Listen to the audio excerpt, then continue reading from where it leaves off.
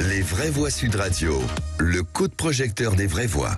Et on vous en parlait il y a quelques instants pour le quotidien britannique, The Times. Marine Le Pen s'impose comme l'adversaire populiste face à la réforme des retraites d'Emmanuel Macron, qui voit justement sa cote de popularité augmenter depuis le printemps dernier, Philippe. Oui, la chef de file du RN serait pour les Britanniques, je cite, la championne des classes populaires et des classes moyennes. Alors, est-ce que vous pensez que dans 4 ans, elle peut gagner, ou est-ce que vous pensez qu'une fois de plus, le plafond de verre fera fonction et l'empêchera de gagner, peut-être plus à 42%, mais à 45 ou 46, ou vous pensez qu'elle va gagner? Vous nous appelez, on vous attend au 0826 300 300. Et pour l'instant, vous pensez, ou plutôt oui, à 60%, ce qui était déjà pas mal.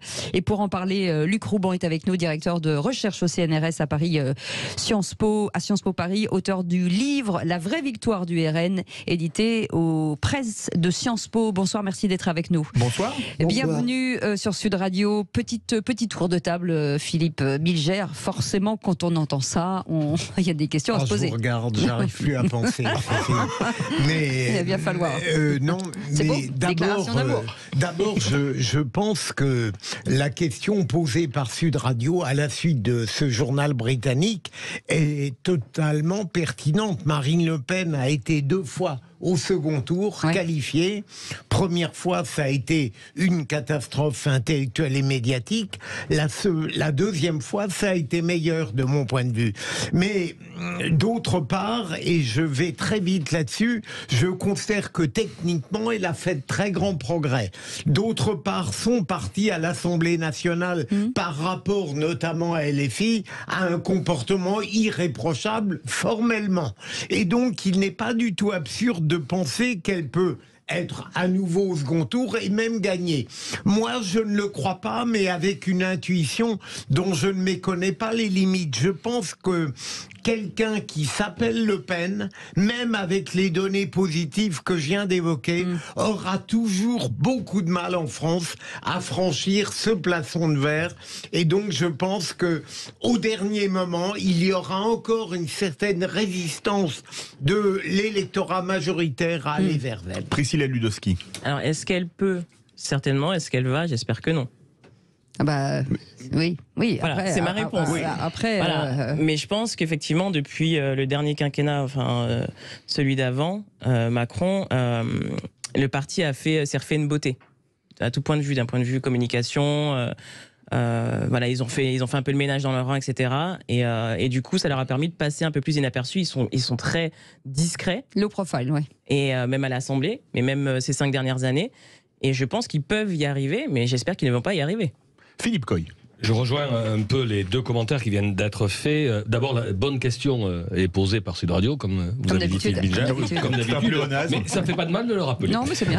Mais sur le fond du sujet, bien évidemment, ça fait 2 fois que cette candidate arrive en finale. On voit aussi... On parle de la présidentielle, mais on voit aussi des progressions aux législatives. C'est 88 députés. Ou 80, voilà. 8, parce qu'il y en a un qui a été battu aux législatives. Voilà. Donc c'est quand même aussi un signe. On voit dans toutes les élections une progression. Donc la question est tout à fait légitime. Par contre, l'inconnu demeure. Qui sera candidat en 2027? Parce que le Time s'est intéressé aujourd'hui à la personne de Madame Le Pen, mais il y a d'autres jeunes pousses dans ce parti. Il y a un nouveau président. Est-ce qu'il sera, lui, en posture d'être candidat?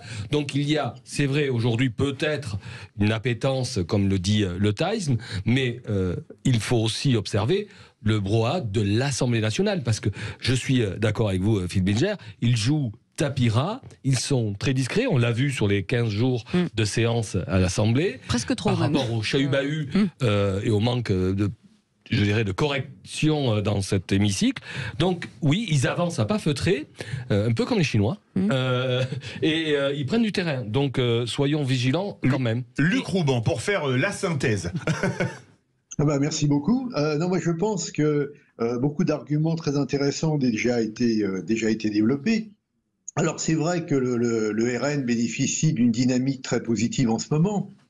Pourquoi? Parce que, alors effectivement, on peut regarder déjà la stratégie du parti, qui est effectivement une stratégie de notabilisation, une stratégie d'opposition je dirais, à la stratégie de la NUPES et surtout de LFI, qui est une stratégie insurrectionnelle. Donc eux, ils jouent vraiment le jeu des institutions de la Ve République.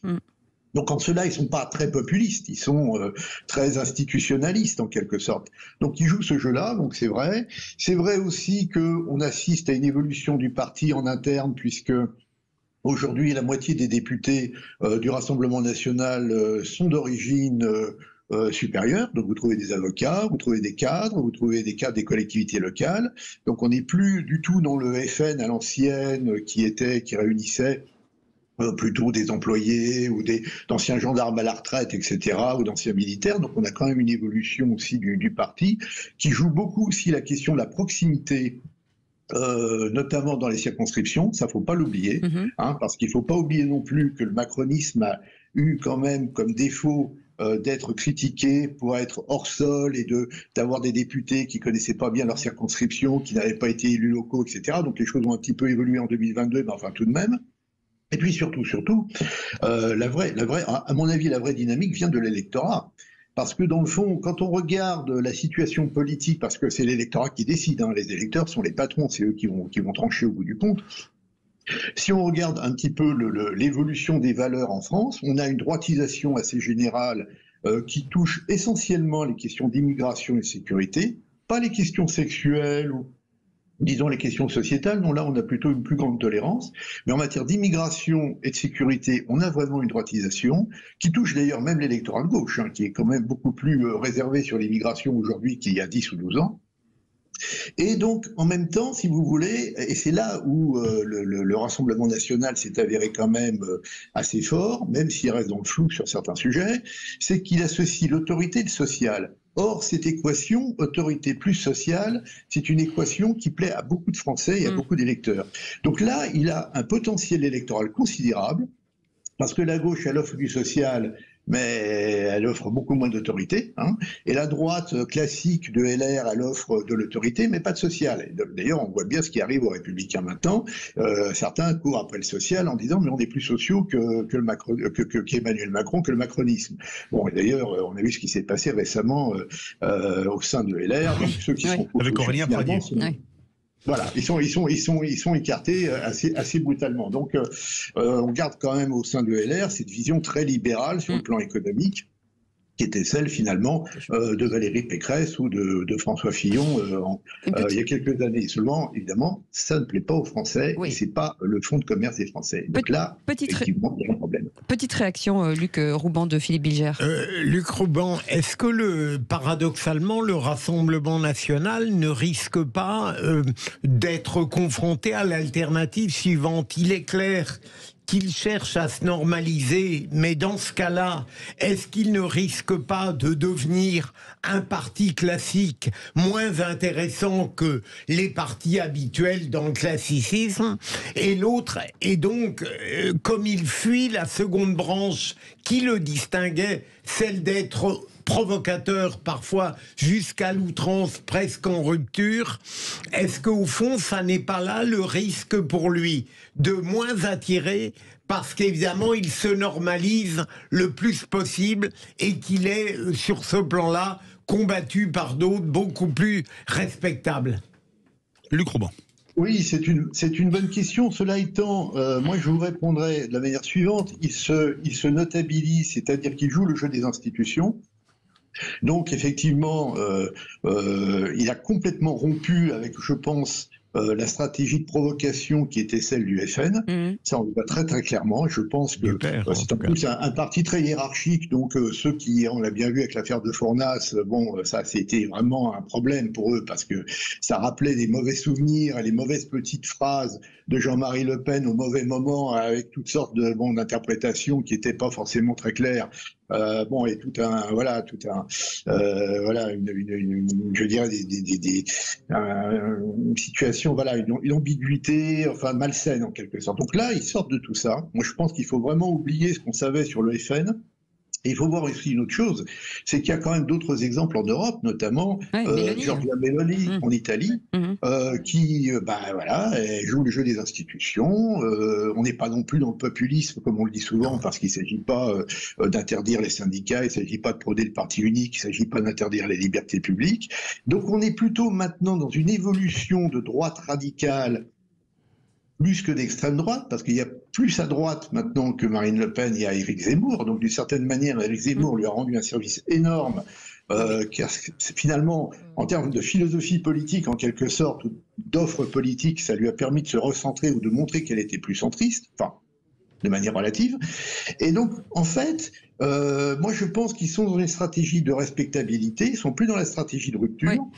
Et D'ailleurs, ça paye quand même, parce qu'il faut voir l'électorat. Parce que la stratégie de provocation, elle attirait un certain nombre, surtout les catégories populaires. Quand vous regardez dans les enquêtes, et on a fait beaucoup d'enquêtes au CEVIPOF sur toutes ces questions-là, mais quand on regarde notamment les personnes les plus diplômées, les classes moyennes, les classes supérieures, les professions supérieures, d'habitude, c'était vraiment des catégories qui, je dirais, détestaient le Front National et n'en parlaient même pas. Bon, c'était hors de propos de voter pour eux, enfin pour lui. Mais ce qui a changé, c'est qu'aujourd'hui, l'électorat, maintenant, vous trouvez une bonne partie des classes moyennes qui votent pour le RN. Enfin, il a beaucoup gagné sur ce terrain-là. Il a même gagné sur le terrain des catégories supérieures. Oui, je donne simplement un chiffre, juste un chiffre, je ne vais pas abuser, mais juste un chiffre. C'est-à-dire qu'au second tour, vous avez le tiers, exactement 33% des catégories supérieures, c'est-à-dire les professions supérieures, libérales, cadres, etc., qui ont voté pour Marine Le Pen. Donc si vous voulez, on n'est plus dans la logique, je pense, provocation, petite phrase, voilà. Oui, ça a changé. Luc Rouban, pardon de vous. Quand on voit finalement la défiance vis-à-vis des figures politiques aujourd'hui, tout le monde a l'impression d'avoir tout essayé. Est-ce que finalement certains Français vont pas se dire, on va l'essayer en fait, on va tenter le truc, parce que de toute façon, on a tout essayé, il s'est rien passé, donc c'est peut-être ça aussi c'est peut-être ça aussi la stratégie de dire allons-y, testons. Oui, alors ça c'est vrai en partie, parce qu'il ne faut pas non plus exagérer. Je veux dire que derrière le choix électoral, qui est toujours un choix complexe, le choix électoral, c'est jamais l'effet d'une position économique ou d'une position de classe. Il n'y a rien de mécanique dans l'affaire. C'est plus complexe, il y a des valeurs, et surtout, ce qu'on voit maintenant dans les travaux qu'on peut mener, c'est l'effet de la mobilité sociale, et notamment, ça c'est vraiment d'actualité, le problème de la reconnaissance du travail. Il y a vraiment une corrélation très forte entre le fait de voter pour le RN et le fait de considérer que son travail n'est pas reconnu ou n'est pas récompensé à sa juste valeur. Là, il y a vraiment un élément très très important de vote pour Marine Le Pen ou pour le RN en général. Donc si vous voulez, effectivement, on peut penser, on a tout essayé, on va essayer ça. Non, en fait, ça ne sera pas, je dirais, pas forcément un choix par défaut. Ça sera un choix parce que derrière, vous avez une société en crise, vous avez un travail qui n'est pas reconnu, vous avez quand même le sentiment très majoritaire d'une société de mépris, une société, je dirais, injuste, et vous avez aussi l'idée très puissante qui est là depuis les Gilets jaunes, mais qui a aussi touché d'ailleurs les catégories supérieures, c'est l'idée que finalement la hiérarchie sociale, je ne parle pas des élus, la hiérarchie sociale n'est pas très légitime, et qu'il y a beaucoup de gens qui sont en haut de la société qui ne le méritent pas vraiment. Et ça, vous avez 60% des catégories supérieures de la population, enfin supérieures, disons les catégories socio-professionnelles supérieures, qui considèrent que c'est le problème. Donc même au niveau supérieur, il y a des problèmes. Donc si vous voulez, on est vraiment là confronté à des problèmes beaucoup plus profonds à mon avis. Et Priscilla Ludowski. Qui veut réagir, oui. Oui, et je rebondis sur ce que disait Cécile. Je suis assez d'accord que je pense qu'il y a cette fatigue. Parce que c'est ce qui a été exprimé pas mal ces dernières années, de dire que voilà, on veut changer. Enfin, quand on passe de la gauche à la droite, au socialisme, et qu'on revient à Macron, par exemple, qui dit moi en fait je suis ni de droite ni de gauche, il brouille un peu les pistes. Enfin, les gens ils votent peut-être qu'ils ont effectivement, les gens ont des valeurs, mais j'ai l'impression qu'ils votent aussi soit par défaut, c'est ce qui a été, soit par réaction comme ça a été le cas avec Emmanuel Macron au second tour, et aussi parce que j'ai l'impression qu'il y a une sorte d'illisibilité, si ça se dit. Du côté gauche et moins à droite, mais plutôt du côté gauche, Et les gens en ont ras-le-bol qu'il n'y ait pas un discours cohérent, unique, clair, lisible, avec un horizon. Moi, c'est ce que j'interprète. Et alors que du côté de Marine Le Pen, il y a, et c'est pour ça que je disais, on est d'accord, on n'est pas d'accord. On va tester, c'est ça. Voilà, et c'est un peu ça. C'est pour ça que je rejoins ce que disait Cécile là. Je pense qu'il y a quand même cet effet peut-être mécanique, mais les valeurs, elles sont là, mais elles sont peut-être plus l'unique raison du vote. Pour revenir peut-être sur les propos de Jessica, oui. Jessica, Priscilla. Jessica. Vous avez un problème avec son nom. Et ne voyez aucun autre signe derrière. Priscilla, non, mais ou Philippe d'ailleurs, et les auditeurs, c'est effectivement, il y a ce risque de voir cette formation votée par défaut. Mais j'aime bien l'intervenant, Luc, qui vient de dire ça ne sera plus un choix subi, mais un choix voulu. C'est aussi ce que vous venez de dire, Priscilla, c'est peut-être le manque aussi de présence des autres formations politiques. L'espace vide, moi on m'a toujours dit la nature a horreur du vide. Alors on voit que ça soit à droite, à gauche, enfin un peu partout, c'est brinque-ballant. Est-ce que ce que vous dites, Cécile, peut se produire? On a essayé tout et on l'a déjà entendu et lu dans des interviews. Moi je dis par réaction, dire donc, ok c'est comme ça, vous allez voir. Cette présence, ce manque de présence sur le territoire, et on voit bien aussi, l'intervenant vient de décrire le profil des électeurs, mais il y a aussi les zones géographiques, les territoires délaissés, abandonnés, qui sont aussi ces terres d'élection. Et donc, attention. Où le RN marque le pas dans les territoires isolés. Mais c'est ça, et ça amène des réponses. Et il a été dit tout à l'heure, ils ont deux piliers, c'est autorité et le social. Il y a aussi territoire, je pense, si on fait un triptyque, et ça répond et ça donne du sens peut-être aux électeurs aujourd'hui hésitants par rapport au désordre des autres formations politiques. On a plein de messages. On nous dit mais les Français ne mettront jamais le nom Le Pen à l'Élysée, ce que vous disiez tout à l'heure, Philippe Bilger. Certains disent pas de danger. L'oligarchie bruxelloise et les médias à leur ordre gèrent les robinets d'eau chaude et d'eau froide pour garantir la victoire de leur candidat contre Le Pen.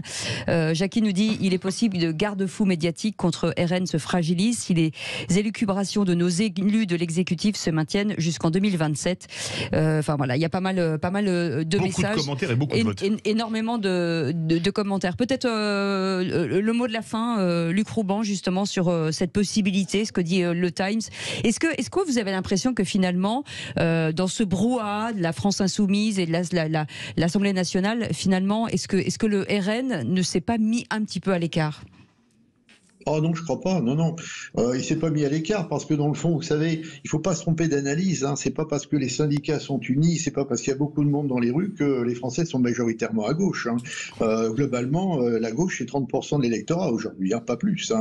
Donc là, les Français sont dans la rue parce que globalement, quel que soit leur vote, et à 70%, ils sont contre la réforme. Bon. Donc le problème, il est, si vous voulez, il y a ça.